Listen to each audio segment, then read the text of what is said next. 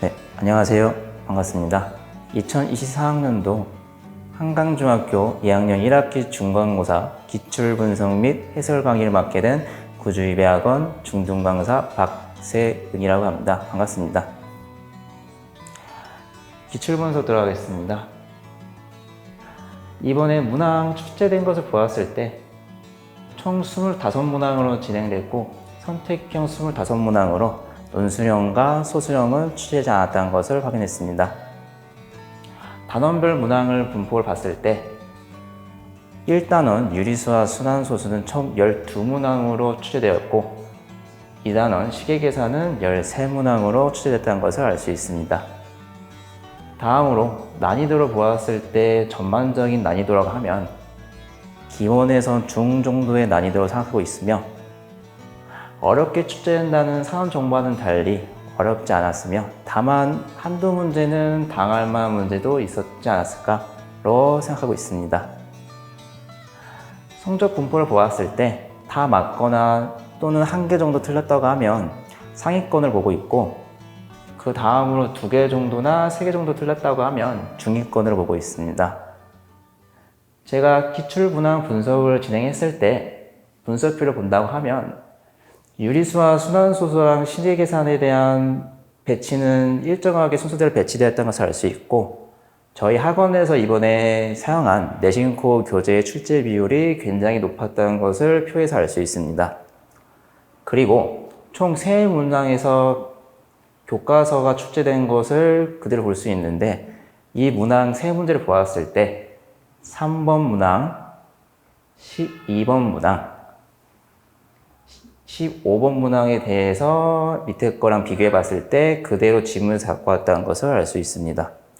3번 문항을 보았을 때 제가 눈여겨봤던 포인트라고 하면 3번 문항 시험에서 출제됐던 거라면은 순환소수로 나타낼 수 있는 분수가 포인트라고 하면 교과서에서 출제됐던 거 하면은 순환소수로만 나타낼 수 있는 분수로 해서 그 두 개의 차이는 극명화가 있다고 보고 있고 학생들이 유한소수랑 순환소수를 얼마나 정확하게 파악하고 있는지에 대한 선생님의 깊은 의도가 있지 않았을까로 생각하고 있습니다. 12번 같은 유형이라고 하면 좀 특이한 문항이라 할게 중학교 1학년 동화교과서에서 갖고 왔습니다. 1차 방정식 단원에서 갖고 왔고 차이점이라고 하면은 중학교 1학년 교과서에서는 1차 방정식 단원에 참새의 수만 구한다고 하면 이번 시험에서는 참새의 수를 구한 다음에 n분의 1로 소수를 바꿔가지고 순환소수에 대한 문제를 바꾸지 않았을까로 생각하고 있습니다. 마지막으로 15번 문항도 봤을 때 현재 사용하고 있는 한강중 천재교과서에 있는 거랑 지문을 그대로 갖고 왔다는 것을 알 수 있습니다. 다음으로 핵심 문항을 봤을 때 제가 눈여겨보았던 핵심 문항은 10번하고 25번 문항입니다.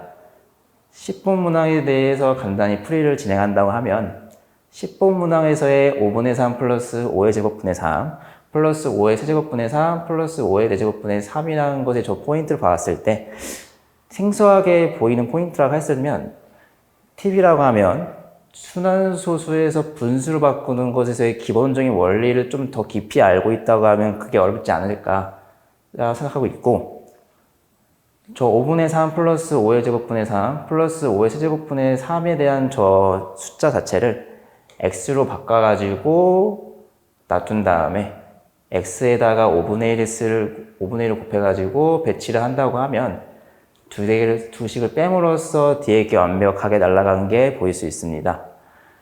그래서 좌변값은 5분의 4x만 남고 우변값은 5분의 3만 남으로써 x는 4분의 3으로 구할 수 있고 마무리한다고 하면 a값은 4분의 1로 마무리할 수 있습니다. 25문항을 보았을 때 굉장히 처음 보는 문항이지 않았을까라고 생각하고 있지만 문제를 읽어보면 7의 거듭제곱수 50개를 나열했을 때 1의 자리 숫자가 9인 칸에 색칠하는 거에 개수 찾는 문제라고 하면 7의 1제곱부터 쭉 나열했을 때 규칙수만 찾는다면 크게 어렵지 않았다고 생각하고 있습니다. 7의 5제곱까지 좀 나열했을 때 7의 4제곱까지는 7, 9, 3, 1로 총 4번이 반복된다는 것을 알 수 있고 50까지의 반복되는 수를 알고 싶다고 하면 4번 반복되는 게 12번 반복된다는 것을 알 수 있고 추가적으로 2번이 더 진행함으로써 9는 총 13번이 반복된다는 것을 알 수 있습니다. 이번 시험에 대한 총평을 진행한다고 하면 이번에 출제 경향을 봤을 때 작년 2학기부터 논술형이 출제되지 않음으로써 체감 난이도는 더 낮았지 않았을까라고 예상하고 있으며 3학년은 이번에 논술형 1권 문제를 출제했다는 것을 알 수 있습니다. 그리고 난이도로 보았을 때 굉장히 어렵지 않았지만 당황할 문제는 반드시 있었다 생각하고 있으며 마지막으로 이 문제에 대해서 실수가 없고 완벽하게 100점 만든다고 하면 기본기에 충실하면서 다양한 유형의 문제를 반복적으로 숙달하면서 실수를 줄이는 게 좋다고 생각하고 있습니다. 마지막으로 구주입에 이번에 내신 대비를 교재하면서 진행한 순서대로의 교재입니다. 내신 윙, 내신 코어, 내신 시그니처, 퍼펙트 모의고사, 보충 프린트 및 이번에 직전 보강까지에 대한 이번에 타임라인입니다. 내신 윙은 정규 수업 때 진행함으로써 내신 대비 전에 소화하고 내신 코어 같은 경우는 이번에 한강중학교가 교과서 3문제를 그대로 가져옴으로써 그 부족함 없이 채우기 위해 내신 코어는 굉장히 의미 있는 교재를 생각하고 있습니다.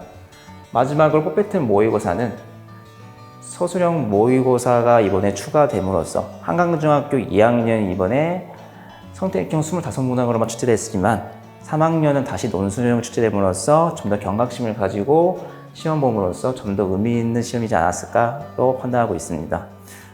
마지막으로 한강중학교 2학년 이번에 첫 시험으로 굉장히 고생 많았었습니다. 감사합니다.